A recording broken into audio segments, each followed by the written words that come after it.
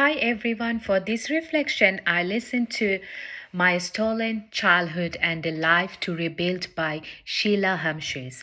Instead of retelling her story, I want to share how I listen, what challenged me, and how this experience shaped my understanding of inclusive practice as a future early childhood teacher. Before watching Sheila's story, I believe I already understood the stolen generation from my previous studies.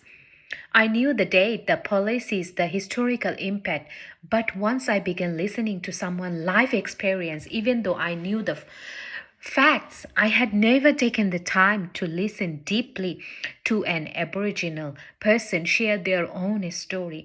This helped me understand that historical knowledge alone cannot replace the understanding gained through story listening. To support my listening, I used Daduri Miriam Rose Foundation 2017, the pedagogy of listening. Rinaldi 2000 and ideas from the Reggio Emilia, which emphasized my listening to the 100 languages of expression. I reminded myself to slow down, be still, and fully be present. Daduri encouraged me to listen with patient openness, quiet actions, which helped me focus on Sheila's voices, emotions, and pauses. Rinaldi 2011 described listening as a willingness to be changed. Keeping this in mind, I try to listen Sheila's 100 language, her tone, gestures, facial expression, and the emotion behind her stories and words. Reggio Emilia helped me to recognize behind her words and the feelings carried beneath her stories. I aim to listen everything and pay attention to behind her expression about the story. I try to notice every moment, even it drifted my mind away. I want to hold myself thinking ahead and interpreting her story through my knowledge. Know when I realize I pause the video, rewind the sections. I return to the deeper listening. Rewatching help me to hear the emotion in her voice and notice the pauses back. This experience strengthened my understanding of Dadiri and the pedagogy of listening. Dadiri showed me that deep listening requires the stillness, patience. Rinaldi helped me to see listening is relational, political. It shapes whose voices are valued, whose stories are centered.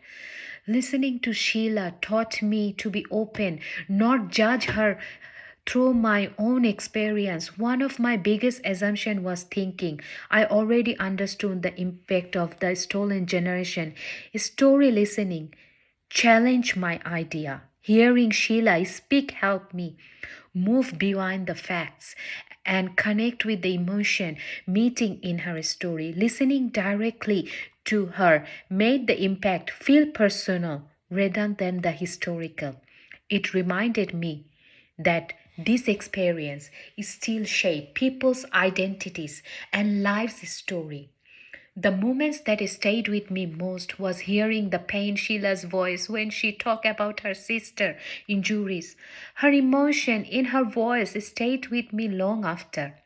It made me realize how different my own childhood was her, how much I had taken my sense, my family belonged for granted.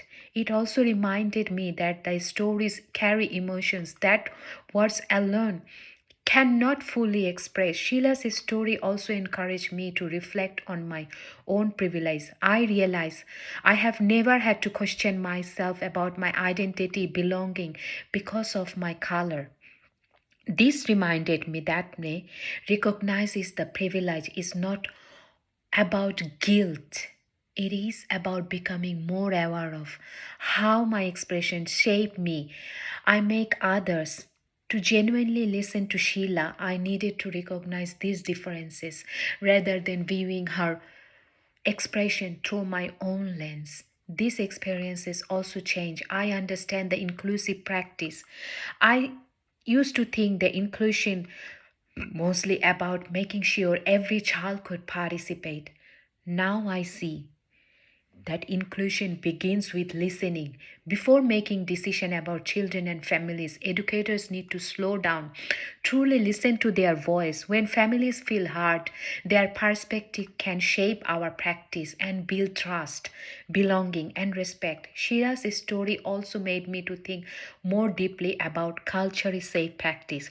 As a future educator, I need to recognize that Aboriginal and Torres Strait Islander children and families bring their own cultures, identities, and pay to my perspective early and voices. Let their perspective guide my practice. Early Childhood Australia 2014. In my future teaching, I want to create the opportunities children and families to share their perspective, share their voices. Story listening showed me that meaningful advocacy contribute everyday decision through conversation, group discussion, and play.